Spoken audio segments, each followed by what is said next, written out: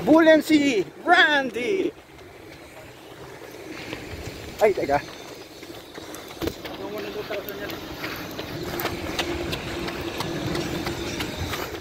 Huli ko siya. Ah!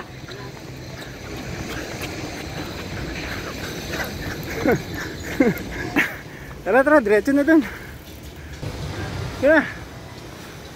Next time na natin habulin.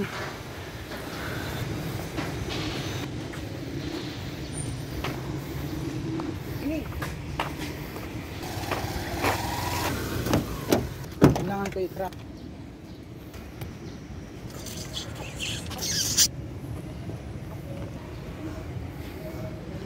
Not bad.